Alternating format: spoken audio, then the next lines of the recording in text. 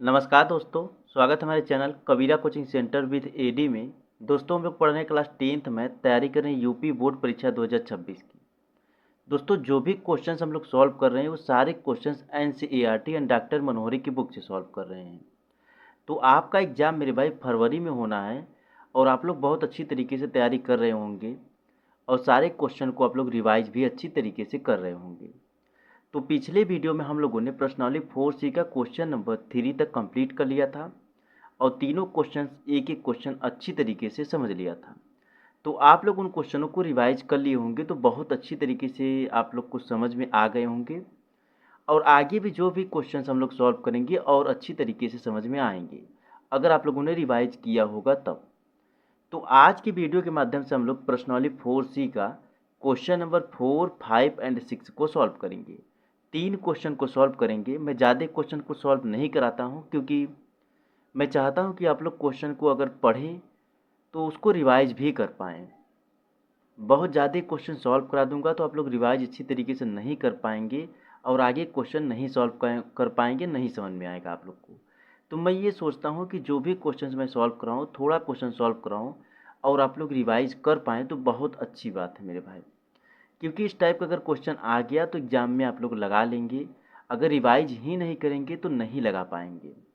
और एग्जाम्पल भी ज़रूर लगाया करिए क्योंकि आपके बोर्ड एग्ज़ाम में अगर 70 अंक का प्रश्न आता है, कुल मिलाकर लगभग 100 अंक होता है। 100 अंक में से 30 अंक आपको प्रैक्टिकल से दिए जाते हैं जो कि आपके स्कूल से मिलते हैं। उसके अलावा 70 अंक का आपके बोर्ड एग्जाम में प्रश्न आता है। 70 अंक में से 20 से 30 number as it is example आते हैं मेरे भाई। तो एग्जाम्पल मैं बार बार इसीलिए बोलता हूँ लगाने के लिए क्योंकि एग्जाम्पल ज़रूर से ज़रूर आते हैं आपके बोर्ड एग्ज़ाम में। तो आप लोग एग्जाम्पल ज़रूर लगाया करिए। एग्जाम्पल के साथ साथ अगर एग्जाम्पल जब आप लोग लगा लेंगे तो प्रश्नावली की क्वेश्चन भी सॉल्व कर पाएंगे अपने आप से। किसी टीचर और किसी और की आवश्यकता नहीं पड़ेगी। जब आप लोग एग्जाम्पल लगा लेंगे तो उस टाइप के प्रश्न को अपने आप से लगा लेंगे आप लोग। तो चलिए आज हम लोग प्रश्नावली 4C का क्वेश्चन नंबर 4 एंड 5 एंड 6 यानी 3 क्वेश्चन को हम लोग सॉल्व करेंगे।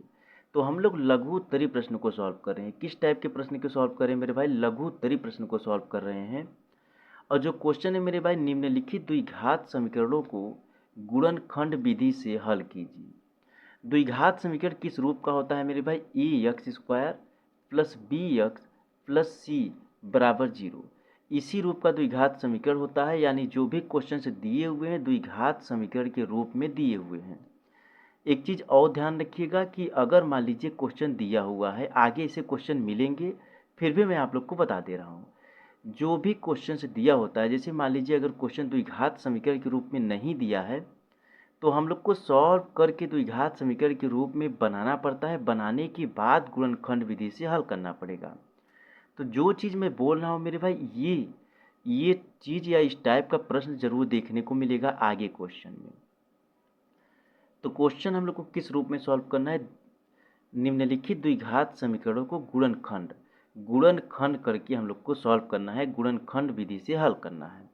तो चलिए क्वेश्चन नंबर 4 आपकी स्क्रीन पर दिख रहा होगा। क्वेश्चन नंबर जो 4 है वो क्या दिया हुआ है? X square plus x minus 20 बराबर 0 दिया हुआ है। क्या दिया हुआ है? X square plus x minus 20 यानी माइनस 20 बराबर 0 दिया हुआ है। तो चलिए हम लोग क्वेश्चन नंबर 4 को हल करते हैं। क्या दिया हुआ है मेरे भाई? X square plus x minus 20 बराबर 0 दिया हुआ है। तो इसको हम लोग को गुणनखंड विधि से हल करना है। तो मैं एक चीज़ आप लोग को बोला था मेरे भाई कि लास्ट वाली सबसे पहले इसको सॉल्व करने के लिए, गुणनखंड विधि से सॉल्व करने के लिए बोलो क्वेश्चन को, तो सबसे पहले हम लोग को लास्ट में देखना पड़ता है क्या दिया हुआ है? -20। क्या दिया हुआ है मेरे भाई? -20 दिया हुआ है। तो -20 अगर दिया हुआ है तो मैं आप लोग को बोला था लास्ट वाली संख्या के पहले अगर माइनस है तो हम लोग को ऐसी संख्या से माइनस करना पड़ता है कि माइनस करने पर जो यक्स का गुणांक हो वो आ पाए। तो यहाँ पर आप लोग को देखने में लग रहा होगा यहाँ पर सिर्फ और सिर्फ यक्स है। मैं आप लोग से बोला था कि कोई भी मान लीजिए अक्षर है, जैसे यक्स है मेरे भाई, तो इसका गुणांक हमेशा 1 होता है, यानी 1 छिपा होता है। ठीक है मेरे भाई। अब यहाँ पर जो द्विघात समीकरण का रूप है मेरे भाई ये है। तो द्विघात समीकरण के रूप में आप लोग को ए नहीं दिख रहा होगा। यानी अचर पद नहीं दिख रहा है तो यहाँ पर 1 मान सकते हैं। ठीक है मेरे भाई, ये चीज़ मैं आप लोग को बहुत बार समझा चुका हूँ, फिर से मैं बता दिया हूँ, तो ये चीज़ ध्यान रखिएगा आप लोग। तो यहाँ पर यक्स का गुणांक क्या है मेरे भाई, 1 है। तो हम लोग को ऐसी संख्या से माइनस करना पड़ेगा, क्योंकि लास्ट वाली संख्या के पहले माइनस है, तो मैं आप लोग को बोला था कि ऐसी संख्या से माइनस करना पड़ता है कि माइनस करने पर यक्स का गुणांक यानी 1 प्राप्त हो। यहाँ पर यक्स का गुणांक कुछ और दिया होता तो हम लोग को माइनस करने पर वो चीज़ प्राप्त होना चाहिए जो यक्स का गुणांक होता है। ठीक है मेरे भाई, तो ये एक चीज़ ध्यान रखिएगा कि मान लीजिए यक्स का गुणांक क्या है, 1 है, तो हम लोग 5 में से अगर 4 को माइनस कर देंगे तो 1 आ जाएगा। जी हाँ, आ जाएगा। 5 में से 4 को माइनस कर देंगे 1 आ जाएगा, और 5 इंटू अगर 4 कर देंगे तो 20 आ जाएगा, जो लास्ट वाली संख्या है वो आ जाएगा। तो हम लोग को ये चीज़ ध्यान रखना पड़ता है कि गुणा करने पर लास्ट वाली संख्या आ जाए और माइनस करने पर यक्स का गुणांक आ जाए। यानी गुणा करने पर जो c की वैल्यू है, जो द्विघात समीकरण का c अचर पद है, वो आ जाए, और माइनस करने पर यक्स का गुणांक आ जाए यानी b आ जाए। ठीक है मेरे भाई, यक्स का गुणांक आ जाए। तो ये चीज़ आप लोग को समझ में आ गया होगा। तो इसको सॉल्व करने के लिए मेरे भाई क्या करना पड़ेगा, हम लोग को सॉल्व करने के लिए ये करना पड़ेगा यक्स स्क्वायर प्लस यहाँ पर 5 माइनस 4 यक्स माइनस 20 बराबर 0 हो जाएगा, इस रूप में हो जाएगा। अब आगे हम लोग क्या करेंगे मेरे भाई, यहाँ पर x square plus 5 x minus 4 x minus 20 बराबर 0 हो जाएगा। ठीक है मेरे भाई, इतना हो जाएगा।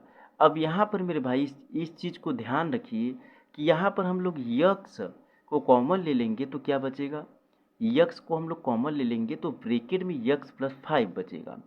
तो यहाँ पर जो चीज़ मैं कॉमन लिया हूँ मैं मल्टीप्लाई करके एक बार दिखा देता हूँ कि वही चीज़ें फिर से आ जाएंगी।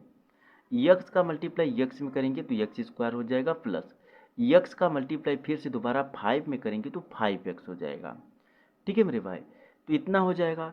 तो हम लोग अगर यक्स को कॉमन ले लेंगे तो यहाँ पर यक्स प्लस 5 बचेगा ब्रैकेट में, फिर से अगर दोबारा मल्टीप्लाई कर देंगे तो यक्स स्क्वायर प्लस 5x बच जाएगा, तो हो जाएगा वही चीज़ें। ठीक, इसी प्रकार से आगे भी हम लोग को कॉमन लेना पड़ेगा। तो यहाँ पर आगे हम लोग को क्या कॉमन लेना पड़ेगा मेरे भाई, यहाँ पर 4 को कॉमन लेना पड़ेगा। अगर हम लोग 4 को कॉमन ले लेंगे तो ब्रैकेट में यक्स माइनस 5 बच जाएगा, बराबर 0 हो जाएगा। सॉरी, यहाँ पर यक्स प्लस 5 हो जाएगा, क्योंकि माइनस का मल्टीप्लाई हम लोग को करना पड़ता है अंदर ब्रैकेट में।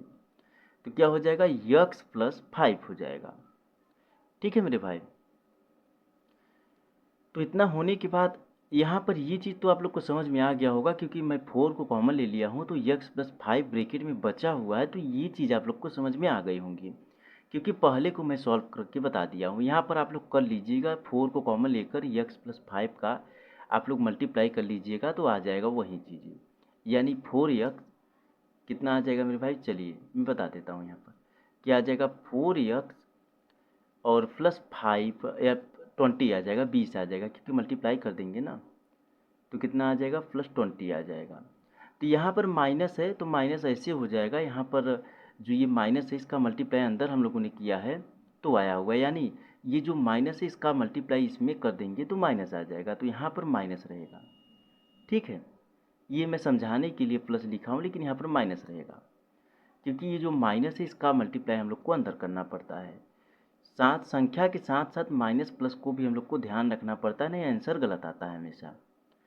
चलिए, इतना होने के बाद मेरे भाई अब क्या हो जाएगा, यक्स प्लस 5 हो जाएगा फर्स्ट ब्रैकेट में, सेकेंड ब्रैकेट में यक्स माइनस 4 हो जाएगा, बराबर 0 हो जाएगा। ठीक है मेरे भाई, इतना हो जाएगा। इतना होने के बाद यहाँ पर हम लोग लिखेंगे यदि यक्स प्लस 5 बराबर 0 तो यक्स बराबर माइनस 5 हो जाएगा। ठीक इसी प्रकार से दूसरे को लिखेंगे, यदि यक्स माइनस 4 बराबर 0 है तो यक्स बराबर 4 हो जाएगा। कितना हो जाएगा मेरे भाई, यक्स बराबर 4 हो जाएगा। इसको इस तरीके से भी लिख सकते हैं, यक्स बराबर -5 और 4, इस तरीके से भी लिख सकते हैं, क्योंकि यक्स का हम लोग को वैल्यू ज्ञात करना था, यानी गुणनखंड विधि से हम लोग को हल करना था, तो हम लोगों ने हल किया। यानी द्विघात समीकरण को गुणनखंड विधि से हल करना था तो हम लोगों ने सॉल्व कर लिया गुणनखंड विधि से, तो यक्स बराबर -5 और 4 आया हुआ है। ठीक है मेरे भाई, तो चलिए आगे मेरे भाई अब हम लोग क्वेश्चन नंबर जो 5 है उसको सॉल्व करते हैं। तो क्वेश्चन नंबर 5 क्या दिया हुआ है इसको मैं थोड़ा बता दूंगा, आप लोग खुद से सॉल्व कर लेंगे या फिर मैं बता दूं। चलिए मैं बता देता हूँ क्वेश्चन नंबर 5 को। क्वेश्चन नंबर जो 5 है क्या दिया हुआ है, x square minus 9x plus 18 बराबर 0 दिया हुआ है। क्या दिया हुआ है मेरे भाई, क्वेश्चन नंबर 5 दिया हुआ है x square minus 9x plus 18 बराबर 0 दिया हुआ है। तो सबसे पहले गुणनखंड विधि से हल करने के लिए बोलता है जो रूल हम लोग का है वही रूल लगाएंगे। सबसे पहले हम लोग को देखना पड़ता है कि लास्ट में यानी लास्ट वाली संख्या के पहले क्या है। लास्ट वाली संख्या के पहले प्लस है, तो हम लोग को ऐसी संख्या से प्लस करना पड़ेगा, मन में लेना पड़ता है मेरे भाई, ऐसी संख्या से प्लस करना पड़ेगा कि यक्स का गुणांक आ पाए। क्या आ पाए मेरे भाई, यक्स का गुणांक आ पाए और मल्टीप्लाई करने पर 18 भी आ पाए।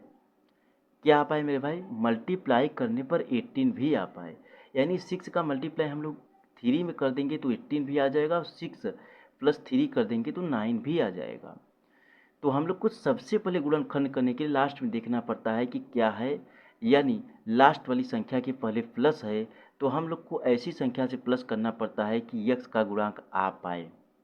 तो यक्स का गुणांक क्या है मेरे भाई, 9 है, तो हम लोग 6 प्लस 3 कर देंगे तो 9 आ जाएगा। तो 6 प्लस 3 कर देंगे तो 9 आ जाएगा। चलिए आगे हम लोग इसको सॉल्व करते हैं। तो ये चीज़ जो मैं समझाने की कोशिश कर रहा हूँ आप लोग को ज़रूर अच्छी तरीके से समझ में आ रहे होंगे। तो यहाँ पर यक्स स्क्वायर माइनस 6 प्लस 3 हो जाएगा, यहाँ पर 9 नहीं रहेगा मेरे भाई, 6 प्लस 3 हो जाएगा। कितना हो जाएगा, 6 प्लस 3x प्लस 18 बराबर 0 हो जाएगा। अब इसको आगे हम लोग सॉल्व करेंगे, x square minus 6x minus 3x plus 18 बराबर 0 हो जाएगा। ठीक है मेरे भाई, कितना हो जाएगा, प्लस 18 बराबर 0 हो जाएगा। उसके बाद यहाँ पर क्या हो जाएगा मेरे भाई, यक्स को हम लोग कॉमन ले लेंगे तो ब्रैकेट में यक्स माइनस 6 बचेगा।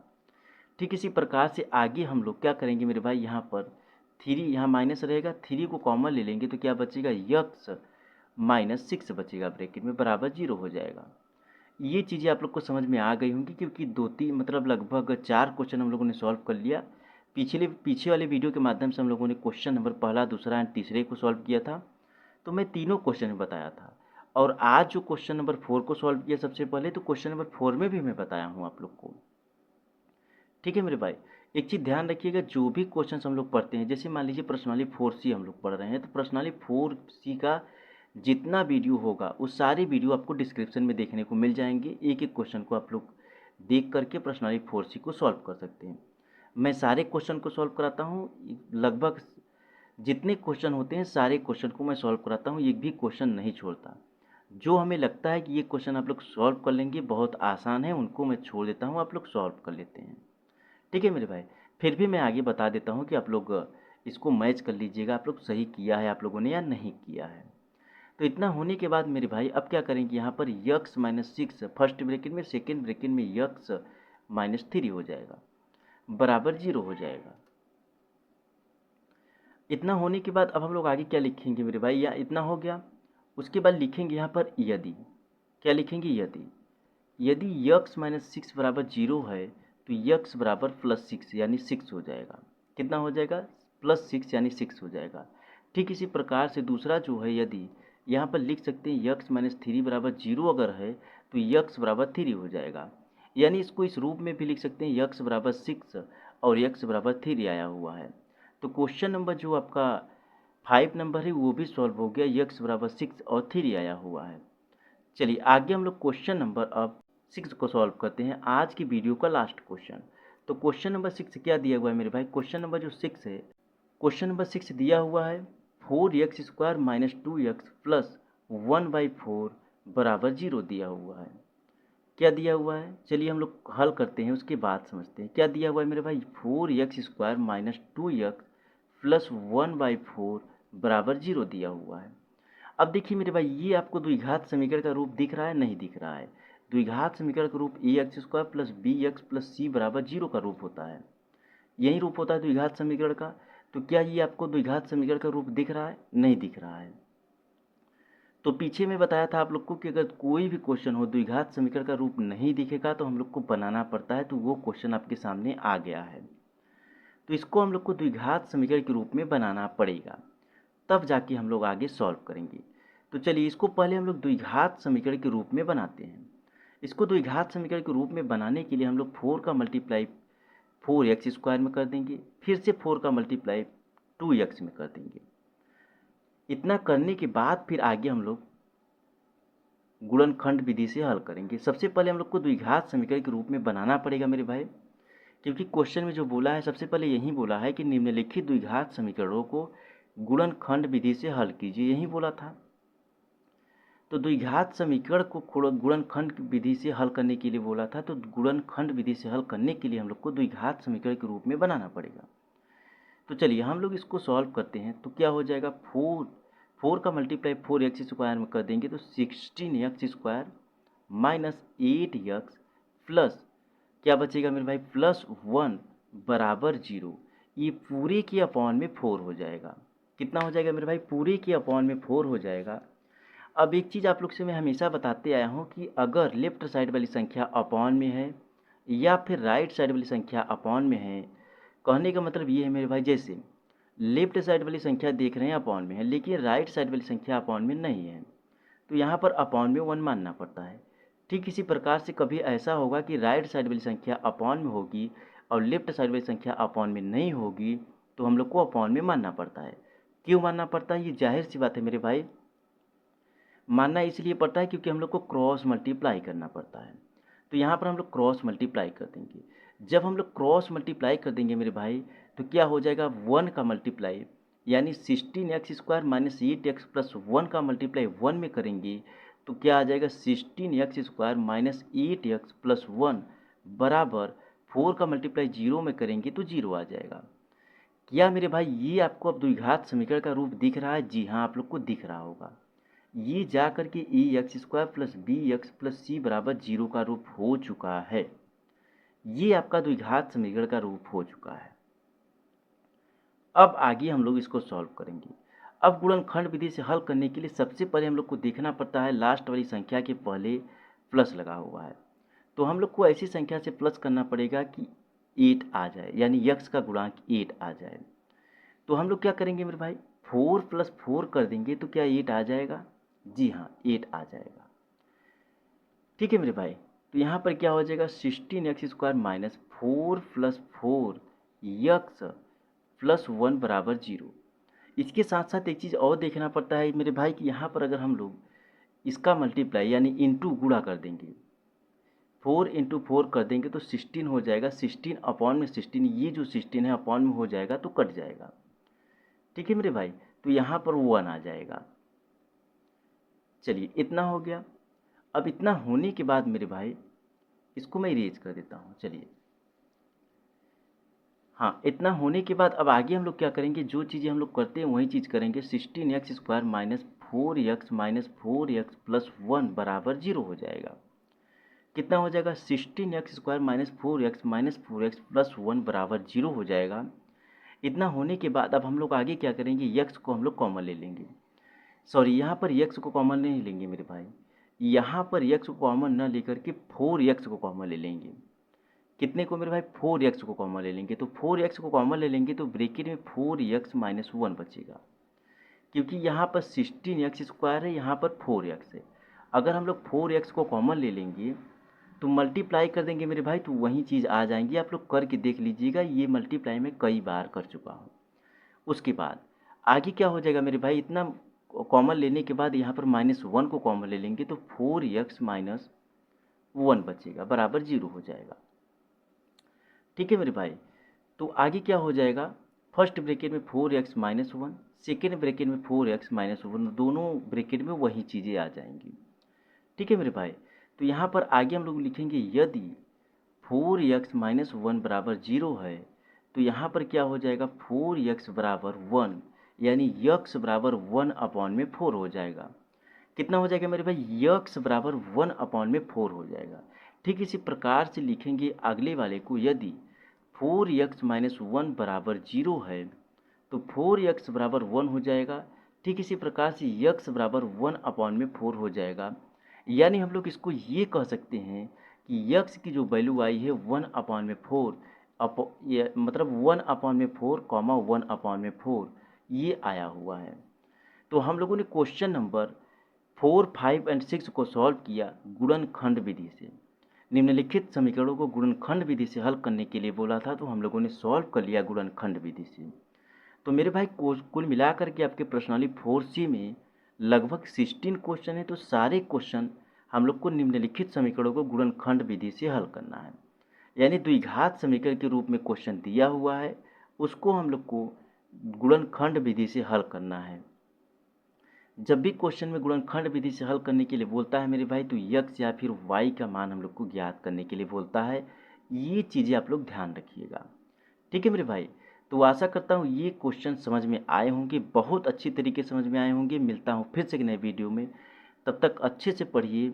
आपका एग्ज़ाम बहुत नज़दीक है मेरे भाई। धन्यवाद।